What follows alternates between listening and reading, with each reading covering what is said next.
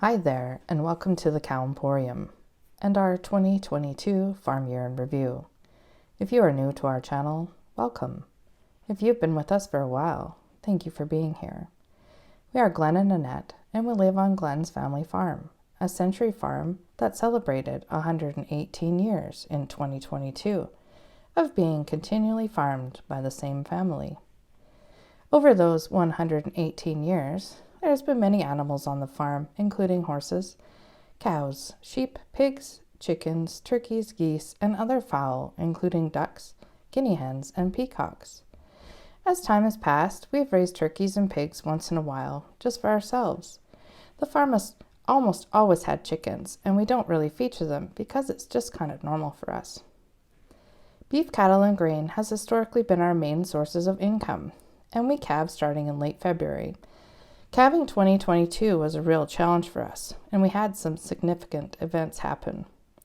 Our heifers that we put with Little Red threw some calves too big for our first-time calvers, which led to some really hard pulls, a cesarean, and a uterine prolapse. Coming out of calving with less calves than we expected, and a spring that had no measurable moisture, led us to sell off a large portion of our herd. We experienced a small spring runoff that filled low spots in the field. As soon as the frost went out of the ground, our little bit of water was absorbed.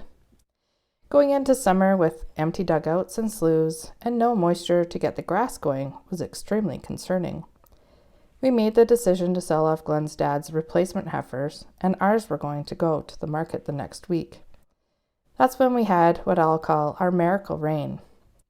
In mid-June, we got 3 inches of rain, and then another couple of inches of rain in July. That saved us from selling our replacement heifers, and though the pasture had started to burn up, the rain gave it enough life that Glen was able to get some bales from it in late July. Oats that Glen had seeded prior to the rain began to germinate, and Glen managed to catch a window between June rainfalls and seeded another 60 acres of oats, which grew really well after the moisture came. We usually send our main herd back to the summer pasture in late May, but in 2022, we sent them back as soon as we could when calving and branding was over because we had no water and no grass here at home. In 2022, we started our market-style garden and sold vegetable boxes to a small group of regulars.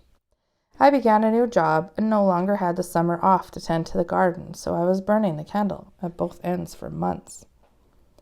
The garden was slow to get started because we didn't have any rain until June, and we also had an unusual hot streak in late spring. Eventually, the garden took off and was going so well when disaster struck in the form of flea beetles.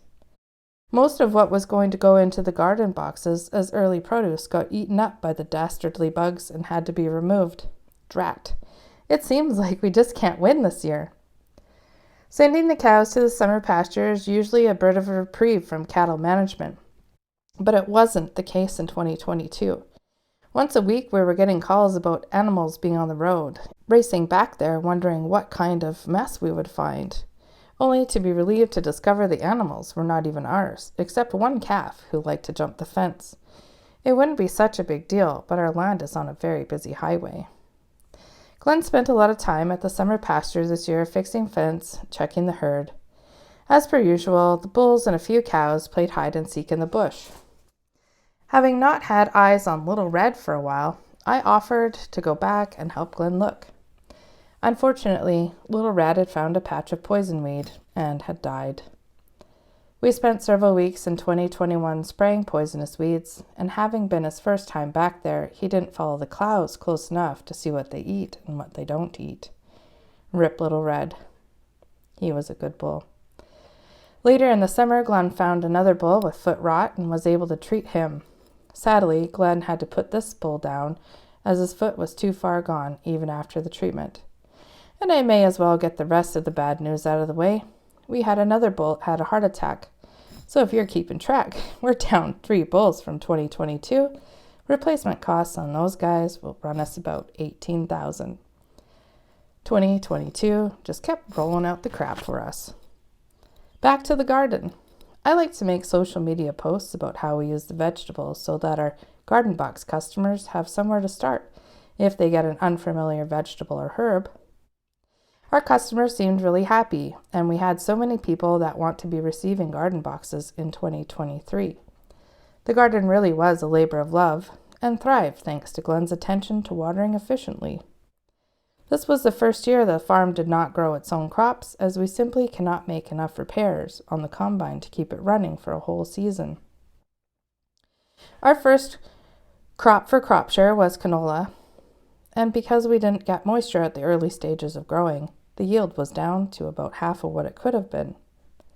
Glen was relieved not to have to worry about harvesting a crop this year, and the whole experience was really good.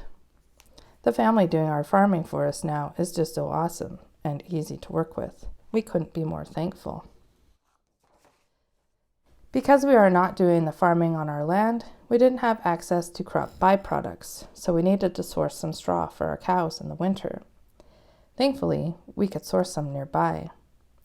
Expenses were high this year, as they were for anyone having to purchase feed products. Barley is at an all-time high of $9 a bushel. We are so thankful that Glen could make the hay enough for the winter. And if you've made it this far, thank you for being here. Life on the farm can be anything but easy most years, so it's important that we support each other and take time to enjoy the little things in life. After 118 years, we've built up some resiliency and knowledge, which we share when we feel it may help someone. Who knows what this year holds for us, but I hope it's an improvement from 2022. Take care and Happy New Year.